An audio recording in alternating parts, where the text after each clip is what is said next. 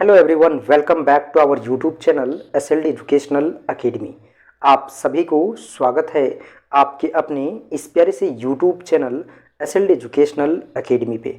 चलिए दोस्तों, आज हम लोग आगे के लेक्चर को कंटिन्यू करते हैं। जैसा कि प्रीवियस लेक्चर की अगर बात करें तो उसमें हम लोगों ने मॉड्यूल 4 का टॉपिक नंबर जो आपका 2 था यहाँ तक कंप्लीट किए थे। आज हम लोग आगे की ओर कंटिन्यू करेंगे। देखिए, वीडियो को समझने के लिए आप लोगों के पास एक चीज़ का होना बहुत ही ज़रूरी है, जो कि आपका पैसेंस है ना। धैर्य रख कर जो है वो वीडियो को समझने की कोशिश कीजिए, ठीक है। अगर आपके पास पैसेंस नहीं है तो आप किसी चीज़ को समझ नहीं सकते हैं, ठीक है। तो पैसेंस बनाए रखिएगा और पैसेंस पूर्वक समझने की कोशिश कीजिएगा। जो भी डाउट होगा उसे आप लोग को कमेंट में पूछना है, ठीक है। देखिए, यहाँ पे जो आपका आगे का टॉपिक है ये आपका मॉड्यूल 4 ही है और ये टॉपिक आपका 3rd है, ठीक है। 3rd टॉपिक में आपको पढ़ना है यहाँ पे, है ना। 3rd जो टॉपिक है इस टॉपिक में आपको पढ़ना है NPOP, है ना। इसका जो परिचालन संरचना है और जैविक उत्पादन के लिए जो अन्य एजेंसियां हैं उसके बारे में पढ़ना है, ठीक है। बेहद आसान है। अभी आप लोग जो है वो नीचे जब आप लोग टॉपिक्स को पूरा एक्सप्लेनेशंस को देखिएगा तो आपको समझ में आ जाएगा कि कितना आसान था आप लोगों के लिए, ठीक है। सबसे पहले यहाँ पे समझने की कोशिश करते हैं और क्लियर करते हैं जो आपका टॉपिक है। टॉपिक अगर क्लियर नहीं रहेगा तो आपको आगे का जो एक्सप्लेनेशंस है वो आपको समझ में नहीं आएगा।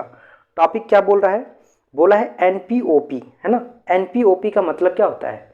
National programme for organic production, ठीक है। ये है आपका NPOP का पूरा नाम, ठीक है। नेशनल, है ना, national programme for organic production, ये है आपका NPOP का पूरा नाम, ठीक है। तो इसका जो परिचालन संरचना और जैविक उत्पादन के लिए जो अन्य एजेंसियां हैं, ठीक है, उस एजेंसियां का नाम बताना है आपको, ठीक है। तो चलिए, और उसके साथ साथ उस एजेंसियां का जो है वो जैविक उत्पादन के लिए किस प्रकार से योगदान है उसके बारे में भी हम लोग देखेंगे।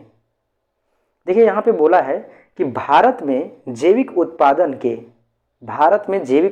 के प्रमाणीकरण किसको बोलते हैं? प्रमाणीकरण किसको बोलते हैं? जो आपका सर्टिफिकेट देता है, ठीक है, सर्टिफिकेट प्रदान करने का काम करता है। नियमन के लिए राष्ट्रीय जैविक उत्पादन कार्यक्रम, यानी कि आपका राष्ट्रीय जैविक उत्पादन कार्यक्रम जो आपका यहाँ पे हम अभी बताएं आपको, नेशनल आपका प्रोग्राम फॉर ऑर्गेनिक, ठीक है, national programme for organic production, ठीक है, यही है आपका राष्ट्रीय जैविक उत्पादन कार्यक्रम, ठीक है। इसी का नियमन और आपका प्रमाणीकरण के लिए जो है वो आपका स्थापना किया गया है, ठीक है।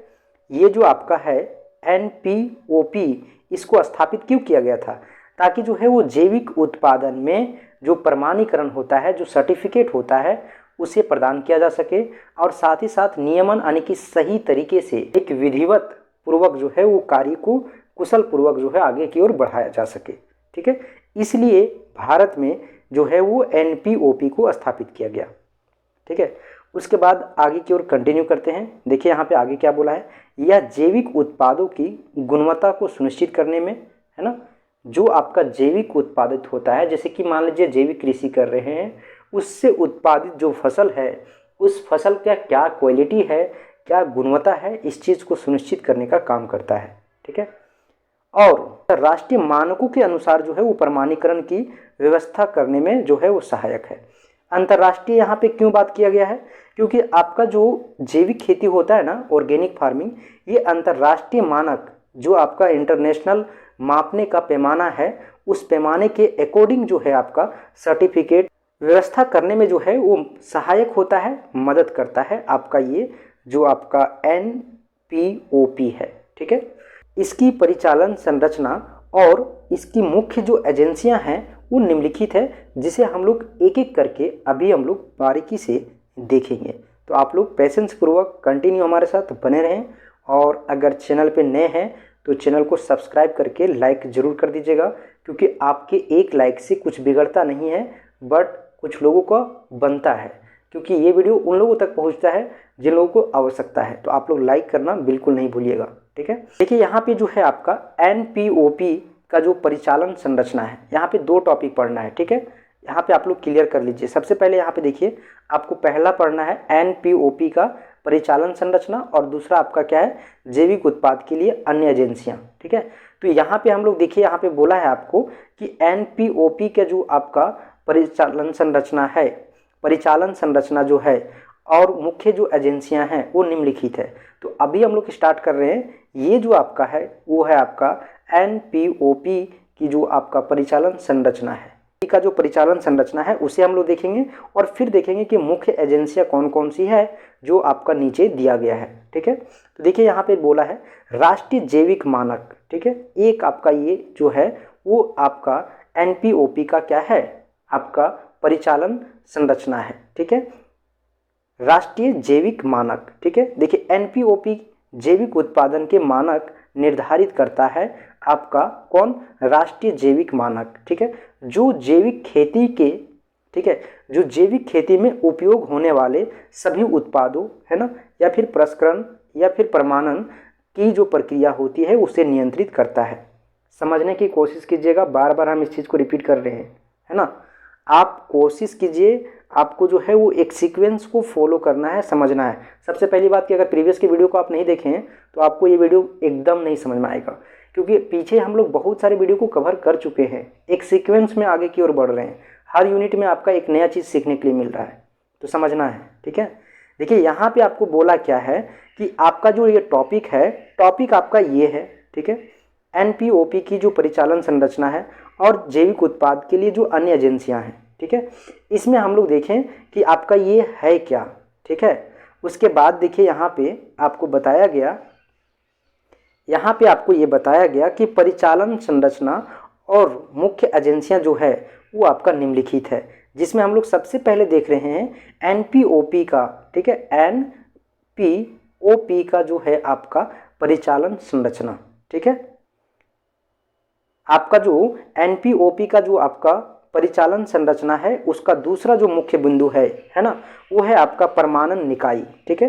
कि ये क्या करता है, जो आपका प्रमाणन निकाय है ना, ये क्या करता है आपका एनपीओपी, ठीक है, इसके तहत जो मान्यता प्राप्त जो आपका प्रमाणन एजेंसियां हैं, ठीक है, जो भी मान्यता दिया गया है जिस एजेंसी को, उसके अनुसार जैविक उत्पादों का जो निरीक्षण है और प्रमाणीकरण जो है उसे करने का काम करता है, ठीक है। यह सुनिश्चित करता है कि उत्पाद जो है वो एनपीओपी के मानकों के अनुसार। दोस्तों अगर आप लोग को बाहर से कुछ ऐसा आवाज़ अगर जा रहा होगा तो आप लोग थोड़ा सा इग्नोर करने की कोशिश कीजिएगा, ठीक है, क्योंकि हर चीज़ हमारे बस में नहीं होता है। मे भी आप लोग को रिकॉर्ड करने के टाइम शायद अगर आप लोग को बाहर से कुछ डिस्टर्बेंस जा रहा होगा तो उसे आप लोग इग्नोर कीजिएगा और टॉपिक के ऊपर फोकस कीजिएगा। चलिए कंटिन्यू करते हैं हम लोग आगे की ओर, है ना। देख सकते हैं यहाँ पे ये आपका जो है टॉपिक समाप्त होता है। ये हम लोग देख रहे हैं क्या, एनपीओपी का जो है वो आपका मुख्य बिंदु, ठीक है। फिर हम लोग देखेंगे मुख्य एजेंसियाँ, ठीक है। देखिए यहाँ पे आपका तीसरा जो है आपका थर्ड में नियंत्रण और अनुशासन, ठीक है, क्या है, नियंत्रण और अनुशासन। यहाँ पे आप लोग देख पा रहे होंगे इसमें क्या बोला है कि जो आपका एपीईडीए जो है आपका, है ना, ये क्या करता है कि एनपीओपी का जो है वो निगरानी करता है और संचालन करता है। जैसा कि आप लोग को पता होगा कि एनपीओपी जो आपका है ना परिचालन संरचना है, इसमें जो आपका थर्ड जो आपका मुख्य बिंदु है ना, ये है आपका नियंत्रण और अनुशासन, ठीक है। और इसमें जो आपका एपीईडीए जो है आपका एग्रीकल्चर एंड प्रोसेस्ड, है ना, food products export development authorities, ठीक है, ये है आपका एपीईडीए, ठीक है, जो क्या करता है, एनपीओपी का निगरानी करता है और जो है आपका क्या करता है, संचालन करने का काम करता है, ठीक है। इसके अंतर्गत जो है आपको इसका जिम्मेदारी सौंपा गया है। यह जो है भारत में जैविक उत्पादों को निर्यात को बढ़ावा देने का काम करता है। कौन, आपका जो यहाँ पे देख पा रहे होंगे आप लोग, है ना, एपीईडीए, ठीक है, ये क्या करता है, एनपीओपी को जो है वो पर संचालन करता है, जिसके अंतर्गत इसका जिम्मेदारी दिया गया है और जैविक उत्पादों को निर्यात को बढ़ावा देता है, ठीक है। उसके बाद आप लोग देख सकते हैं यहाँ पे बोला है जैविक उत्पादन के लिए अन्य एजेंसियां, आप लोग देखे होंगे अभी एपीईडीए जो है आपका, है ना, ये भी आपका एक जो है वो जैविक उत्पादन के लिए क्या है, एक एजेंसी है। यहाँ पे जो आपका एक एजेंसी का नाम दिया गया है, जो एजेंसी कुछ इस प्रकार से है। अभी जस्ट हम लोग ऊपर में हम जिस चीज़ के ऊपर डिस्कस कर रहे थे वही एक एजेंसी है ना, एपीडा। ठीक है, एपीडा, इसको APED बोला जाता है, APDA। ठीक है, एपीडा। और इसका पूरा नाम आप लोग को अभी जस्ट हम ऊपर में बताएं। ये क्या करता है कि यह एक विदेशी है ना, यह विदेश में जो है, यह विदेशों में जो है वो जैविक उत्पादों का जो है वो प्रमाणीकरण और व्यापार को बढ़ावा देता है। इसके अंतर्गत जो है वो आपका NPOP के जो मानक होते हैं उनको पालन को सुनिश्चित किया जाता है। ठीक है, यानी कि जो आपका NPOP का जो मापदंड होता है उस मापदंड को पालन करने का जो है वो सुनिश्चित करता है आपका कौन, एपीडा। ठीक है, साथ ही साथ देखिए एक और एजेंसी है ना, इस एजेंसी का नाम है आपका FSSAI। ठीक है, यानी कि बोला जाए हिंदी में तो भारतीय खाद्य सुरक्षा और मानक प्राधिकरण। ठीक है, ये है आपका एजेंसी। यह एजेंसी जो है वो क्या करता है, यह जो है वो घरेलू बाजार में जैविक उत्पादों के लिए जो है वो सुरक्षा और गुणवत्ता के जो मानक होते हैं उसे निर्धारित करने का काम करते हैं। ठीक है, उसके बाद एक और एजेंसी है PGS इंडिया। ठीक है, PGS इंडिया है ना, पार्टिसिपेटरी गारंटी सिस्टम। ठीक है, PGS इंडिया। ठीक है, यह जो है वो एक विकेंद्रित प्रणाली है। ठीक है, क्या है, विकेंद्रित प्रणाली है जो छोटे और जैविक प्रमाणीकरण प्रदान करने का काम करता है। जैविक प्रमाणीकरण जो है वो प्रदान करने का काम करता है। इसका उद्देश्य होता है स्थानीय स्तर का जो जैविक उत्पाद होते हैं उनको प्रमाण से सुलभ बनाना। ठीक है, यानी कि प्रमाण देकर, एक सर्टिफिकेट देकर लोगों को मजबूत करना, सुलभ करना, है ना। सुलभ का मतलब ये होता है आपको जो है वो सहयोग किया जा रहा है। ठीक है, तो इस तरीके से जो है आपका ये टॉपिक समाप्त होता है। देखिए आगे और आपका दिया हुआ है यहाँ पे, है ना, एक और एजेंसी है जो है आपका स्टेट ऑर्गेनिक फार्मिंग बोर्ड्स, जिसको राज्य जैविक कृषि बोर्ड भी बोला जाता है ना। ये आपका लास्ट एजेंसी है। कई राज्यों में जो है वो जैविक खेती को बढ़ावा देने के लिए राज्य स्तरीय बोर्ड बनाए गए हैं जो किसानों को प्रशिक्षण, है ना, वित्तीय सहायता और जागरूकता कार्यक्रमों के माध्यम से प्रोत्साहित करते हैं। बेहद आसान था ये टॉपिक, है ना। आप लोग सभी को इस चीज़ को अनुभव कर पाए होंगे कि सरकार के द्वारा वित्तीय सहायता, जो प्रशिक्षण, ट्रेनिंग जो दिया जाता है ना, लोगों को जागरूकता कार्यक्रम के माध्यम से ये प्रोत्साहित करने का काम किया जाता है कि आपको किस प्रकार से आपको ऑर्गेनिक फार्मिंग करना चाहिए। उसके बाद देखिए यहाँ पे आपका बोला है ये एजेंसियाँ, ठीक है, निष्कर्ष है आपका। ठीक है, ये जो एजेंसियाँ हैं और जो आपका कार्यक्रम है भारतीय जैविक उत्पादों की जो गुणवत्ता और प्रमाणीकरण, ठीक है, और विश्वसनीयता को जो है वो बढ़ावा देने के काम करता है। ठीक है, उन्हें अंतर्राष्ट्रीय मानकों के अनुरूप बनाते हैं। ठीक है, तो इस प्रकार से आपका ये टॉपिक और ये मॉड्यूल भी समाप्त हुआ, है ना। आप लोग इंग्लिश में अगर नोट्स बना रहे हैं तो आप लोग एक बार इंग्लिश का जो नोट्स है इसे आप लोग देख लीजिए। जस्ट हमें जो हम लोग यहाँ पे डिस्कस किए हैं उसी चीज़ का यहाँ पे नीचे आपको इंग्लिश में आपको मिल जाएगा, है ना। तो आप लोग नोट्स भी बना लीजिएगा और इसे आप लोग समझने की कोशिश कीजिएगा। ठीक है,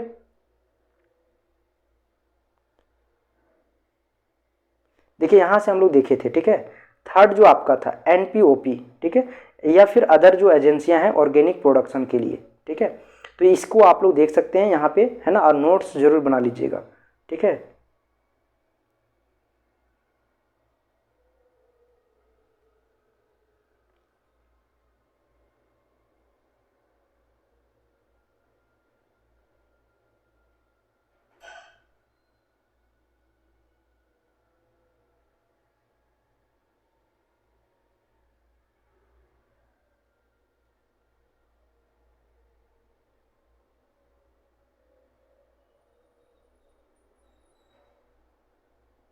चलिए मॉड्यूल 5 को आगे के लेक्चर में हम लोग कंटिन्यू करेंगे दोस्तों।